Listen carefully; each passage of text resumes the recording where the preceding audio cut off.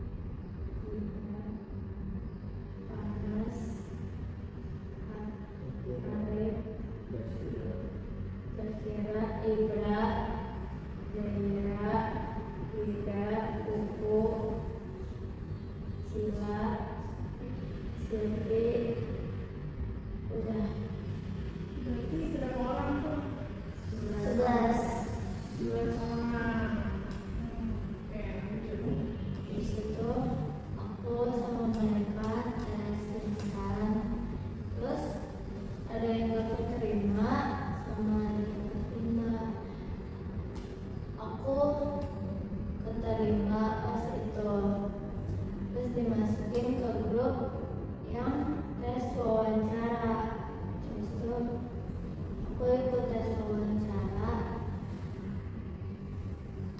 terus udah ditanya-tanya lancar, udah. Apa aja yang ditanyakan?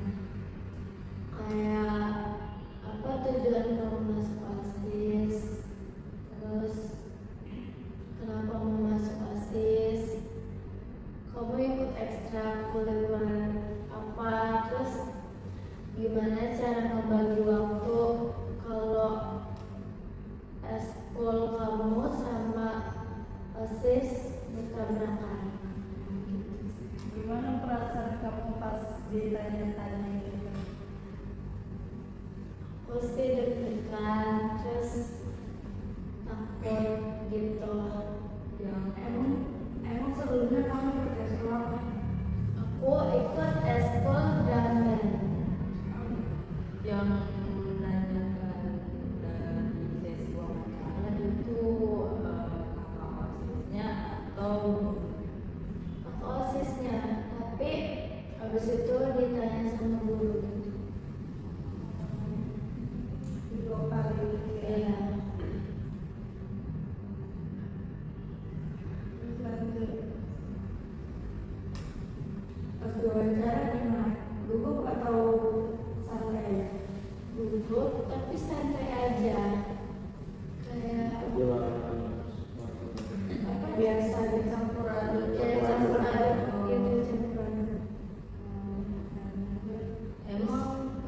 emang yang waktu keterima di sesi wawancara itu siapa aja selain aku? Maksudnya yang karena selesai di sesi bisa kan wawancara atau diterima kan kalau dari wawancara berarti siapa aja yang keterima gitu. Yang keterima sih Gita, Wisnu, Hansya, Raffi, Yuda, terus aku, Faras, Cila, Gita, Ima, sama Menurut kamu orang lain yang terima kayak gimana orangnya? oke sih. Cocok. Kalau sebenarnya ada satu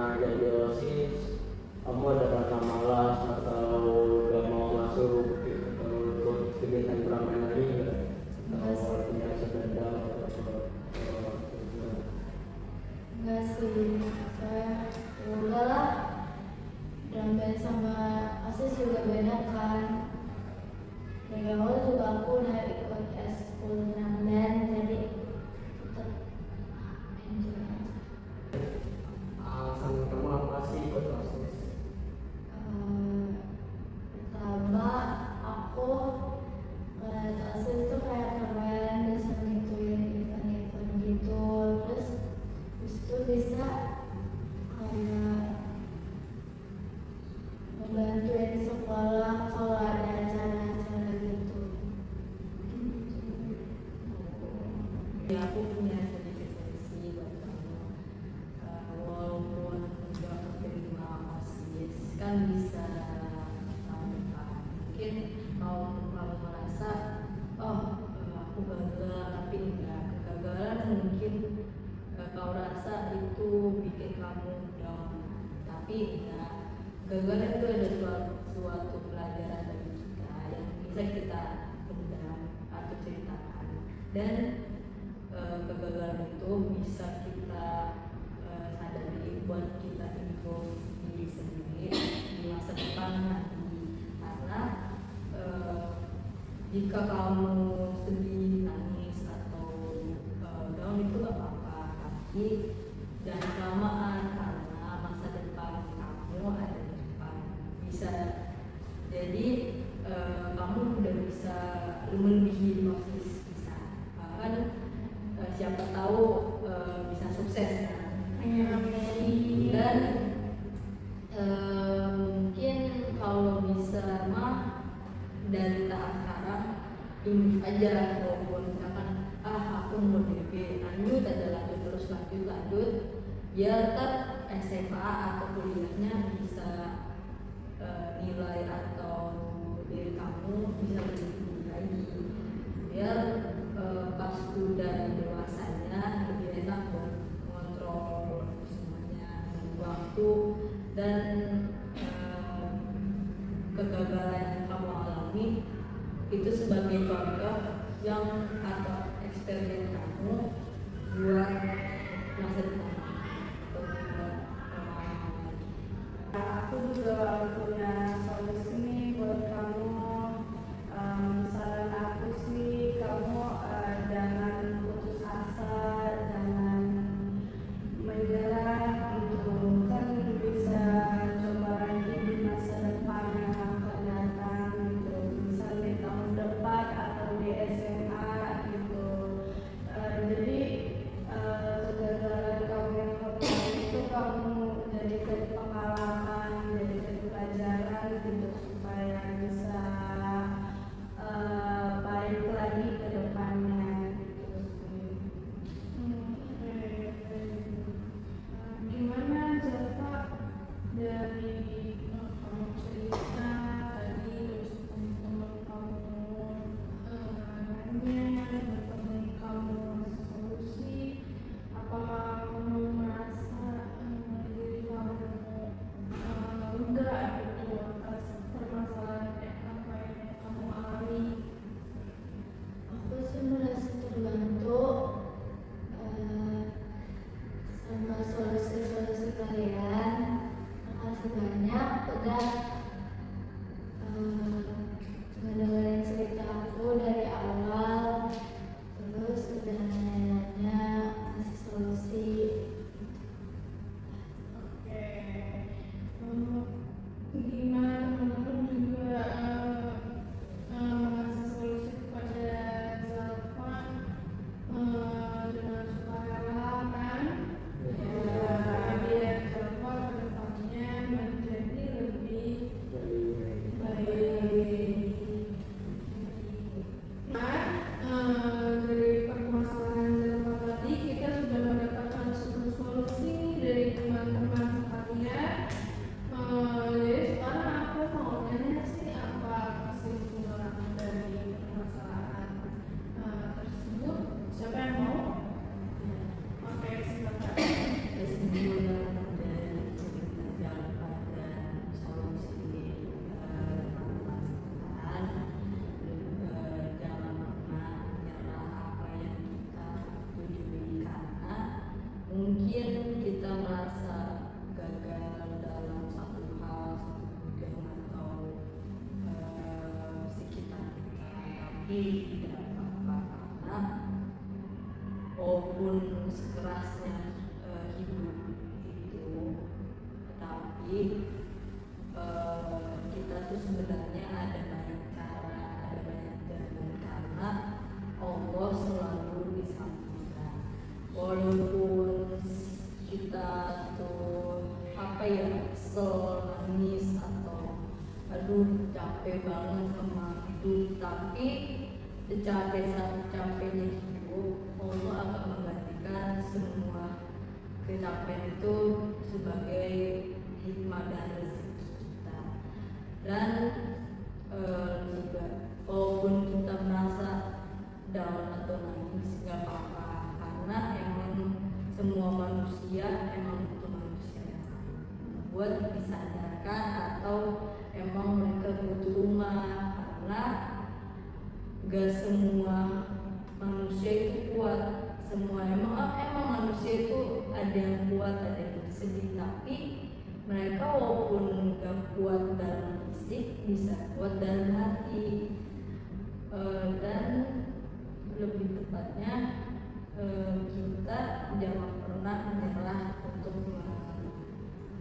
mencapai tujuan hidup kita, karena tujuan hidup kita itu bisa dari sekarang, bisa dilihat dari masa depan kita yang nanti. Terima kasih kamu sudah memberikan kesimpulan yang sangat bisa kita terima ya teman-teman ya.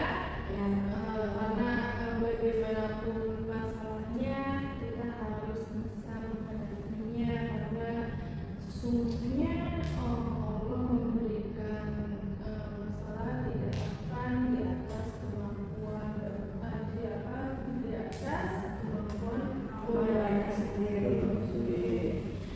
Baik.